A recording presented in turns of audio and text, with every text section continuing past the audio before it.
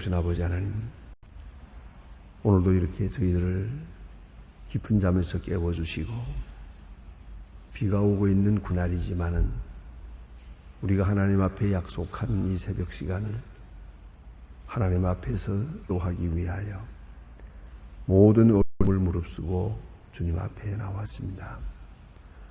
이 밝은 마음으로 나올 수 있도록 인도하시고 또 이와 같은 자유를 허락하시고 이와 같은 건강도 주신 분 하나님께 감사와 찬송과 영광을 돌리옵나이다. 우리의 날이 얼마 남은지 알 수 없지만은 요단강을 건너가는 그날 아침까지 새벽 1시간은 꼭 교회에서 찬송하며 기도하며 하나님 말씀 들으며 그렇게 살아가는 한평생이 되어지기를 기도하옵나이다.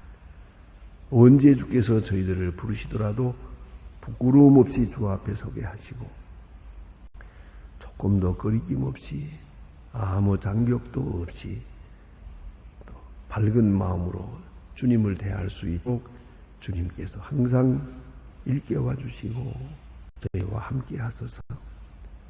항상 높은 곳을 향하여 살게 하시고 신령한 예에 살도록 인도하여 주시옵소서.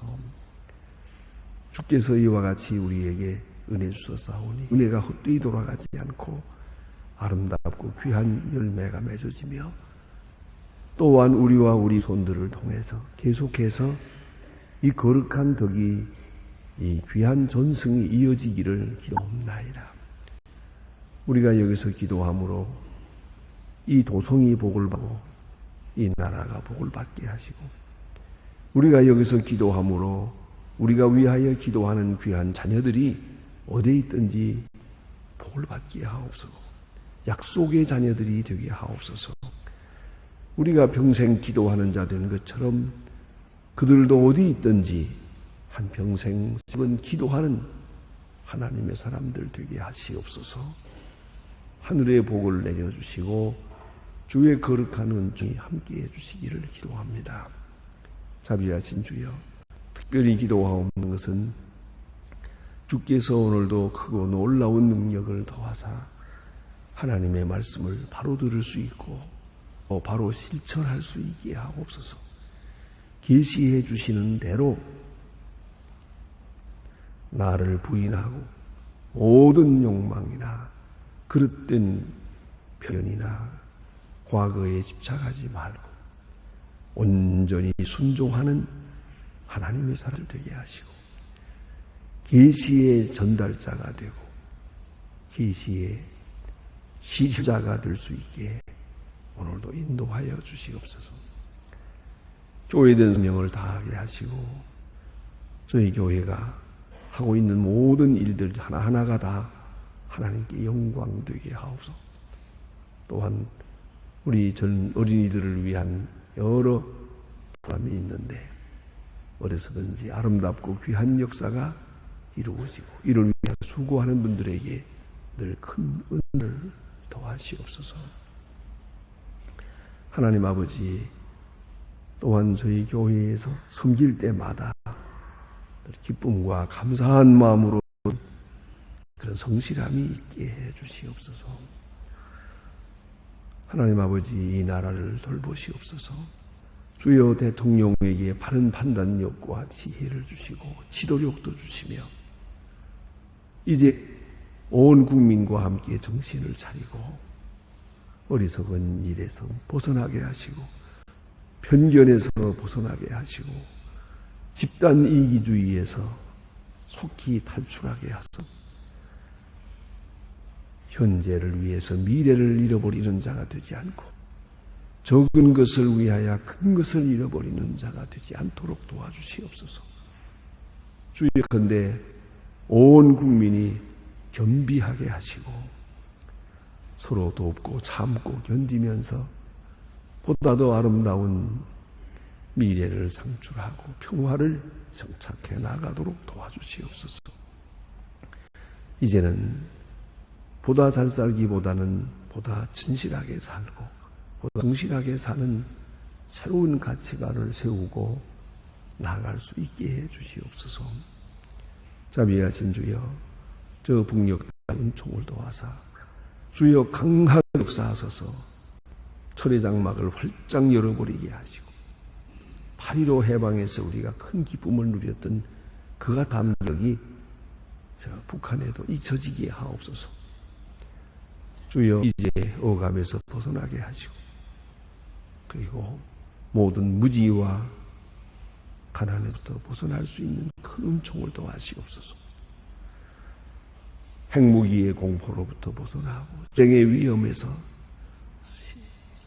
증오와 미움과 전투적인 사상에서 속히 벗어나서 이제 참 평화를 사랑하며 평화적인 복음적 통일이 있어지게 하소서. 이를 위하여 우리에게 맡기신 소임 잘 감당하게 하소서. 저 500명의 고아를 계속해서 그리스도랑으로 잘 양육하게 하시고 과학기술대학을 세우는 일, 병원을 완성하는 모든 일이 순조롭게 진행되면서 조용하게 하나님의 큰 뜻을 이루어갈 수 있게 도와주시옵소서. 자비하신 주여, 오늘도 해외에 있든지 여행 중에 있든지 군문에 나가 있는 젊은이들, 유학생들, 그리고 수험들과 공부하는 학생들에게 돌보아 주셔서 믿음 위에 굳게 세워주시고 잠시도 실족하지 않게 건강과 그 정신과 믿음을 지켜주시옵소서. 병중에 있는 분들에게 치유의 은총을 베푸시고 슬픔을 당한 가정에 큰 위로를 베푸시옵소서. 주여 이 날이 복되게 하시고 아름답고 귀한 역사 이루어지고 참으로 좋은 소식을 듣게 하여 주시옵소서. 주 예수 그리스도의 이름으로 기도드립니다. 아멘. 하나님의 말씀은 계속해서 사도행전 12장 11절로부터 보겠습니다. 사도행전 7장 11절입니다.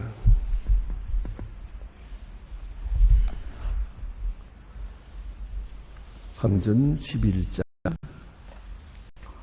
11절로 18절까지만 공독하게 됩니다.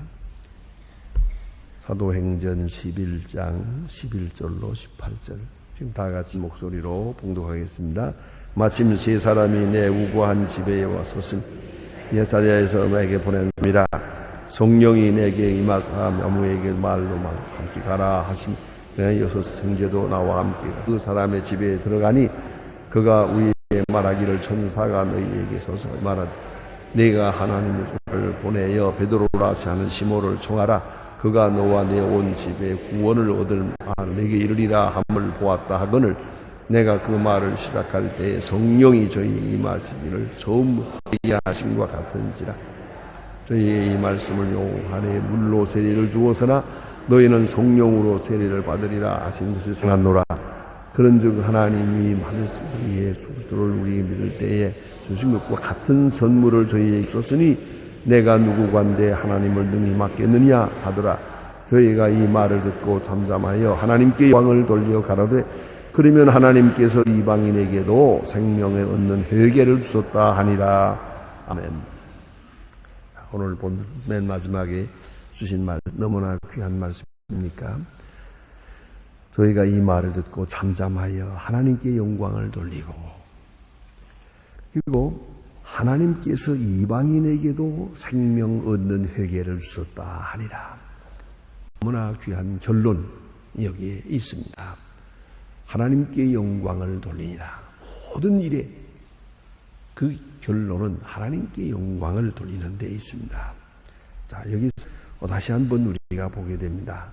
사도행전 10장에 있는 내용은 사건을 기록한 것이고요. 오늘 1장에 있는 내용은 똑같은 것 같으나 여기서는 사건에 대한 해석입니다. 그 사건은 이러이러한 의미가 있다 하는 것입니다. 이것을 다른 말로 말하면 요새 와서 컨셉츄얼라이제이션이라고 하고요. 혹은 신학화라고 할 수 있겠습니다. 이 내용, 이 사건을 어떤 의미로 해석하느냐 하는 것이죠. 이것이 무엇을 말하느냐 하는 것이죠. 이건 베드로가 본 사건이에요. 고넬료가 본 환상이에요. 이건 다만 한 사람이 경험한 사건입니다. 이것이 가지는 의미는 모든 사람에게 해당됩니다. 그걸 생각해야 합니다. 베드로 한 사람이 계시받았어요. 한 사람이 음성을 들었어요. 그러나 이것은 지금 생각해 보면은 고넬료 가정을 위한 것이요, 나아가서는 로마를 구원한 것이, 나아가서는 세계를 구원한 오늘 우리에게까지 관계된 것이에요. 베드로가 받은 계시, 하나님께서 거룩하게 하신 것을 속되다 하지 마라. 하나님이 명하십니다. 속되다 하지 마라. 네가 가진 사람, 네가 아는 지식, 네가 가진 편견, 네가 가진 전이해, 거기에 머무르지 말고 마음을 확장 열고 이방을 향해서 열어라. 낯선 사람을 향해서 열어라. 네가 만나고 싶지 않은 사람 만나라. 네가 원수처럼 생각하는 로마 사람, 우리 가라. 하나님이 가라 하면 가야 됩니다. 만나라 하면 만나야 됩니다. 바로 거기에 문제가 있는 거예요. 그러기 위해서는 여러분 다 이미 보셨지요? 첫째, 환난이 있었어요. 환난을 통해서 만나게 했어요. 환난을 겪게 되면 모든 인간적 고집을 다 버리게 돼요. 그리고 그 어려운 처지에서 만나게 돼요. 마치 감옥에서 만나는 것처럼, 마치 강도 수용소에서 만나는 것처럼, 어떤 때는 병원에서 만나는 것처럼 이렇게 서로 만나게 되면 모든 편견이 없어져요. 지금 부자면 어떻고, 지식이면 어떻고, 유식하면 어떻고, 무식하면 어떻습니까? 병원에서 만났대. 같은 병자일 뿐이에요. 죽음을 앞에 둔 병자일 뿐이에요. 그럼 그간에 가졌던 높은 생각, 교만한 생각, 싹 다 없어지고 완전히 병원에서는 하나가 될 수밖에 없어요. 환자들끼리는 하나가 될 수밖에 없는 거예요. 그와 같이 환난과 비판이 모든 잘못된 편견을 다 버리게 하고 진지하게 인격과 인격 만나게 합니다. 이 만남의 관계는 지식으로 이루어지는 것도 아니고 교양으로 이루어지는 게 아니더라고요. 사건에서 만남. 그 다음에는 계시 사건이에요. 하나님이 계시해 주셨어요. 베드로에게 말씀하셨어요. 속되다 하지 마라. 이렇게 말씀하십니다. 유대 사람들은 이방 사람들이 예수 믿게 되는 게 아주 못마땅했어요. 예수는 자기들만 믿어야 될 것인데 왜 이 사람 같지도 않은 저 짐승 같은 이방 사람들이 예수를 믿는다는 말인가? 마음에 안 들어요. 그러나 성경이 말씀합니다. 하나님이 말씀하셨어요. 하나님이 사랑한 자를 내가 미워할 수 없잖아요. 하나님이 용서한 자를 내가 정죄할 수 없잖아요. 하나님이 깨끗다 하시는 자를 내가 더럽다 해서는 안 되잖아요. 바로 여기에 문제가 있는 거예요. 그래서 저들은 못마땅했지만은 그러나 하나님이 하시는 일이니까 그런 고넬료의 집에 찾아가게 되고 그 집에 가서 머무르게 되고 그들에게 하나님의 말씀을 전하게 됐단 말입니다. 우리 그리스도 세상 풍습에 삽니다. 세상 법에 삽니다. 또 민족적이고 또 문화적인 그런 법을 따라서 합니다. 그러나 언제나 알아야 됩니다. 이보다 더 높은 법이 있다는 걸 알아야 합니다. 그것이 도덕이라고 하는 법이에요. 국법보다 우선하는 것이 도덕이에요. 양심의 법이 있어요. 어느 나라 사람이든 양심의 법이 있어요. 그보다 더 높은 법이 바로 하나님의 말씀이에요. 성령이 말씀하시고 하나님이 말씀하시는 법이에요. 높은 법으로 생각해야 합니다. 언제든지 잊지 말아야 합니다. 로마서 10장 8절에 보면 남을 사랑하는 자는 율법을 다 이루었느니라. 남을 사랑하는 자는 율법을 다 이루었느니라. 율법의 그 형식적 의미를 우리가 다 알 수 없어요. 그러나 진정한 사랑이 있을 때는 사랑은 이 모든 법보다 있는 거예요. 그래서 언제나 흔히 말하지 않습니까? 모법이란 말을 해요. 법이 있고 그 위에 또 법이 있어요. 또 그 위에 법이 있어요. 그래서 국법이 중요하지만 도덕법이 더 중요하고요. 그리고 신앙인으로 볼 때는 하나님의 그 근본이 더 중요한 것이에요. 그리고 또 한 가지 중요한 것은 오늘 본문대로 사건 자체를 인정해야 돼요. 긍정적으로 해석해야 돼요. 사건 자체를 부정하려고 안 되는 거예요. 하나님께서 분명히 이렇게 나섰어요. 역사하셨어요. 그러면 이 사건을 우리는 따라가야 된단 말이에요. 가끔은 사건을 인정하지 않았다가 크게 이제 부끄러움을 당하는 경우가 많아요. 제가 목회하면서 보니까 종종 그런 일이 있더라고요. 자, 이제 자기 집에 있는 딸이 어떤 남자와 연애가 됐어요. 이게 사건이에요, 지금. 그런데 부모님은 지금 반대하고 있어요. 아주 절대 반대. 집에 못 들어온다, 나가라, 들어오라, 죽어라, 살아라, 그래요. 절대 안 된다. 우리 쓰니 못되게 쓰는 말 있죠, 왜? 내 눈에 흙이 들어와도, 그러면서, 안 된다, 이거. 그래, 반대하더라고요. 사건은 벌써 터져요. 그러니 어떻게 하면 좋아요? 그래서 벌써 임시를 했어요. 이거 사건이에요. 이제 놓고서 이걸 그런 일이 없었어야 하는데, 글쎄, 있다. 이미 있는데, 없다고 없어지나, 부인한다고 부인이 되나. 그리고 고집을 가지고 두 사람이 나가버리더라고요. 그래서 저들끼리 살다가 애 낳았죠. 애 낳은 다음에 이제 어떻게 하게 데리고 들어와야지. 그때 와서 애 데리고 결혼식 하더라고요. 생각해보면 내가 참 답답한 사람들. 저들이 하겠다고 할 때 처음에 인정을 했으면 되잖아요. 그게 사실인데, 사실을 부정한다고 부정이 됩니까, 그게? 좋다, 나쁘다, 이제 그런다고 되는 거냐고요.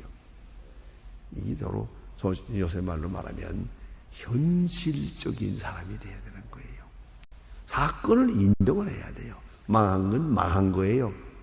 죽은 건 죽은 거예요. 끝난 건 끝난 거예요. 이걸 아닌 걸로 뒤집어 보려고 하는데 뒤집어집니까? 이미 다 끝난 일인데요. 내가 저런 머리 썩은 일이 없어요. 사실 인정을 해야 됩니다. 우리의 소원이나 우리의 막연한 기대, 이랬으면 좋겠다. 그대로 되는 건 아닙니다. 사실 인정해야죠. 그 중에 하나가 뭡니까? 나이를 인정해야 돼요. 내 나이가 지금 얼마인가? 그걸 인정을 해야죠. 아니었으면 좋겠다. 그런다고 아니 됩니까, 이게? 무엇보다도 중요한 것은 사건을 긍정하라. 사건을 인정하라, 그거예요.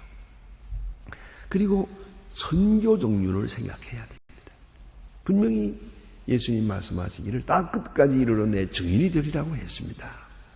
그렇다면 딱 끝까지가 어딥니까? 예루살렘은 아니지 않습니까?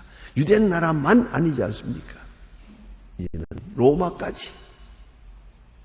자, 귀족부터 노예까지, 남자로부터 여자까지, 젊은이로부터 노인까지, 땅끝까지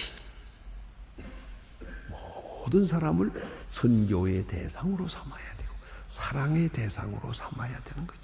그래서 오늘 말들을 자세히 보면 그렇습니다. 그가 너와 네 온 집에 구원 얻을 마음을 내게 이르리라. 온 집에 구원 얻을 말씀 내게 이르. 구원이 목적이에요.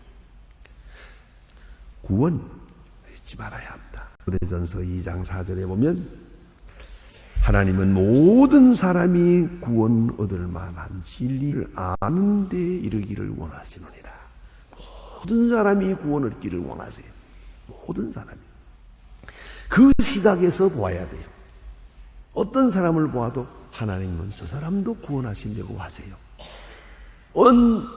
내 마음에 안 드는 사람이 있더라도, 내게는 마음에 안 들어도 하나님 저를 사랑해요. 하나님은 저를 사랑한다는 시각에서 그를 보아야 돼요. 내 시각에서 보지 말고 하나님의 시각에서 보아야 돼요. 내 마음으로 대할 거예요. 하나님의 마음으로 대해요. 하늘아버지 온전하심 같이 너희도 온전하라. 바로 그 말이에요. 그래서 선교적 경륜에서 모든 사건을 볼 수 있어야 한다는 거죠. 자, 우리 잘 아는 탕자 비유를 한번 생각해 봅시다. 탕자가 돌아왔어요. 어땠어요? 아버지의 유산을 미리 받아가지고 가서 창녀들과 함께 다 써버리고 거지가 돼가지고 돌아왔습니다. 이 볼 때는 못마땅해요. 뭐 저런 인간이 죽지 왜 또 살아 돌아왔나? 그런 생각까지 하고 있어요 지금. 아버지는 그렇지 않아요. 재산은 다 잃어버렸어요. 몸도 병들었어요. 그러나 죽었다 살았어요. 잃었다 얻은도. 그리고 내 아들이 돌아왔다. 아들이라는 거 하나 생각하고 그렇게 기쁜 마음으로 환영하고 잔치해요. 그러나 형은 못마땅해요.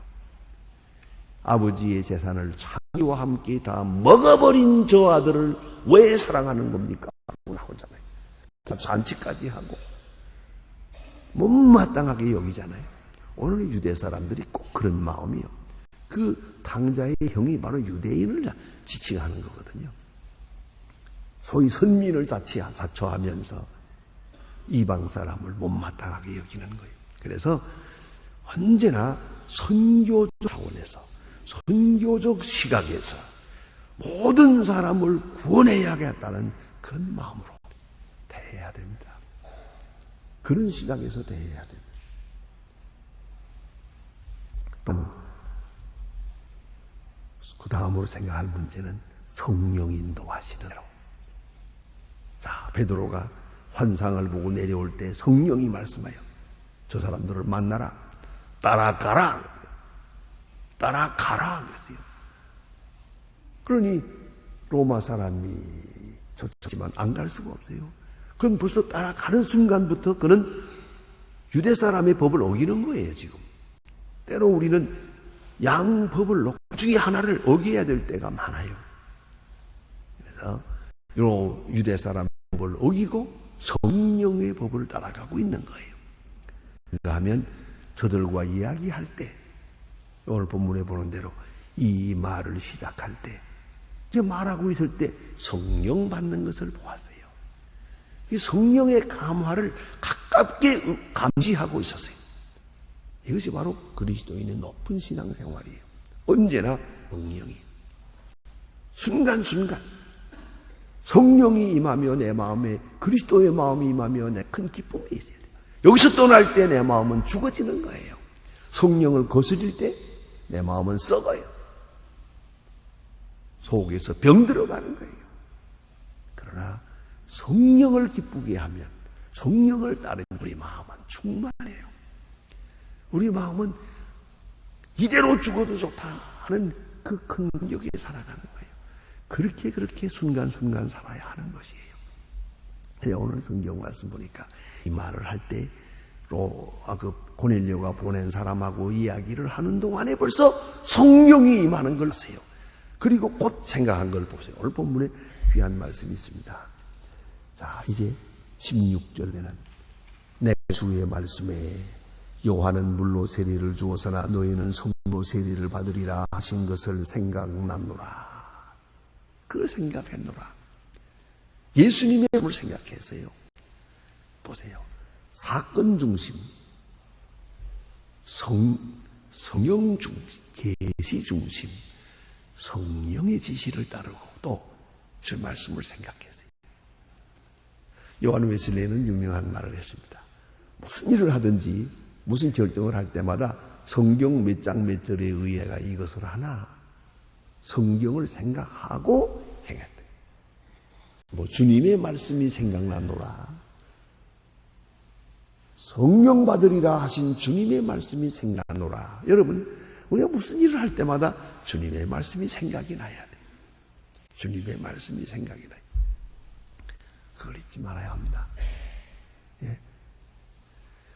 오늘 그래서 성령 인도한 대로 따라하세요. 생각나노라. 그 다음 또 즉각적으로 순종하세요. 이 생각나는 순간 가만히 회의 좀 해보고 또 의논 좀 하고 누구와 의논 좀 하고 그런 성령 말씀하시는 대로 즉각적으로 따라가세요. 그리고 나서 오늘 그런 유명한 명담을 합니다. 예. 여기 보니 내가 누구간데 하나님을 능히 막을 수 있겠느냐? 하나님이 하시는 일을 누가 막겠느냐? 다른 말로 말하면 이게 하나님이 하시는 일이다 하는 확신이 있어요. 이건 하나님의 일이다. 이건 하나님이 원하시는 것이다. 하나님이 기뻐하시는 것이다. 그리고 밀고 나가는 거예요. 그럴 때 용기가 있어요. 그야말로 죽으면 죽으리라 하는 그런 감격이 있는 거예요.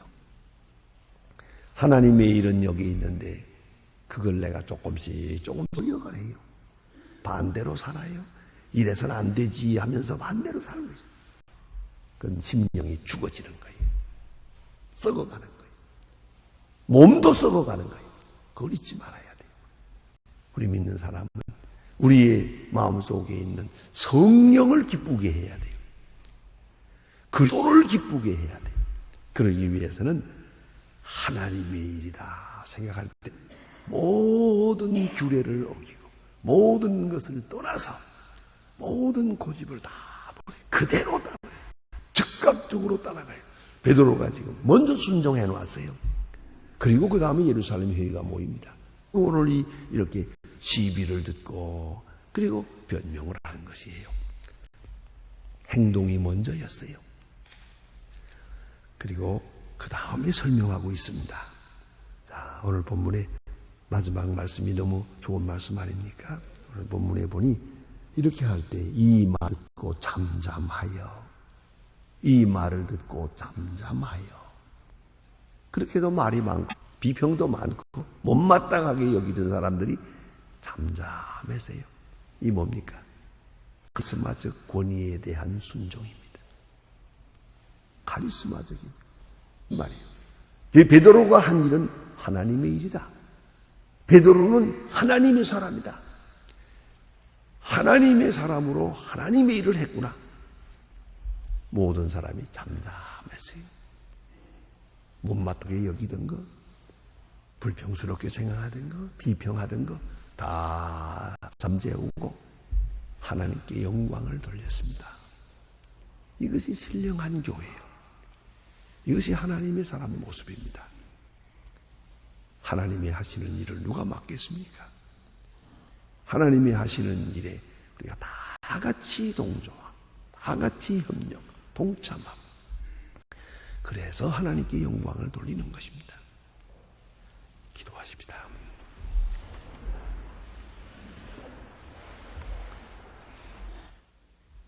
하늘에 계신 우리 아버지시여, 이름이 거여김을 받으시오며 나라의 마옵소서.